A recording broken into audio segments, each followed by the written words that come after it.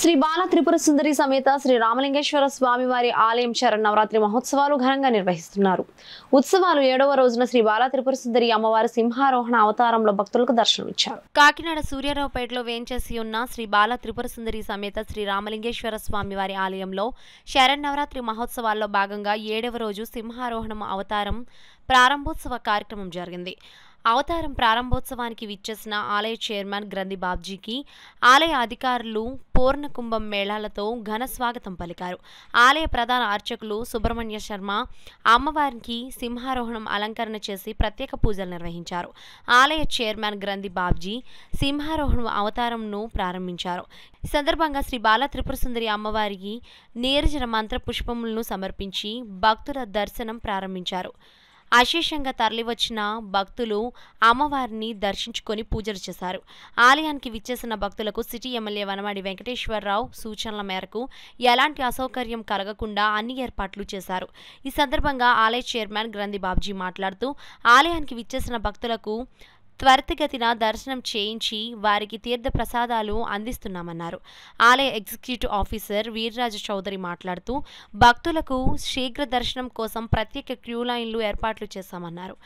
ఆలయానికి విచ్చేసిన భక్తులకు మరిశెట్టి సత్యనారాయణమూర్తి, వనమూర్తి కాశీ అండ్ బ్యాచ్ సభ్యులు సౌజన్యంతో ప్రసాదం ఏర్పాటు చేశారు.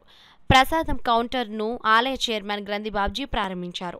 ఈ కార్యక్రమంలో ఆలయ ఉత్సవ కమిటీ సభ్యులు శ్రీ కోటి అప్పలకొండ, నెక్కింటి శ్రీనివాస్, ఎస్ సత్యబాబు, వల్లూరి తులసి, చొల్లంగి శ్రీదేవి, తంగేల రామ్మోహన్, చిట్టిపెద్ది రామ్కుమార్, చెక్క సుమిత్ర, బిరద వీరభద్రావతి, తుమ్మల సునీత, పెద్ద సంఖ్యలో భక్తులు, నగర ప్రముఖులు పాల్గొన్నారు.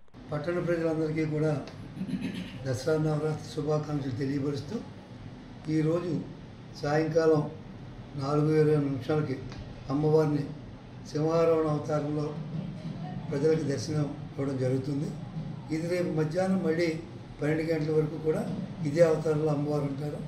ఈరోజు దర్శనం చేసుకునేటువంటి భక్తులు ప్రజలు ఎవరైనా ఉన్నట్లయితే రేపు మధ్యాహ్నం 12 గంటల లోపు వచ్చి దర్శనం చేసుకోవాల్సిందిగా కోరుతున్నాం.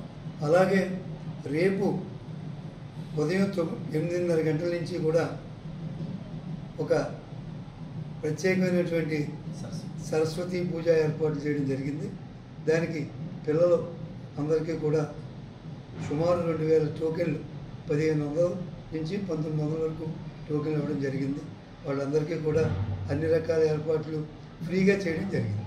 అందుచేత రేపు వాళ్ళంతా పొద్దున్న 8:30కి వచ్చి పూజా కార్యక్రమంలో పాల్గొని దర్శనం చేసుకుని వెళ్ళవలసిందిగా మీ ద్వారా కోరుతాం.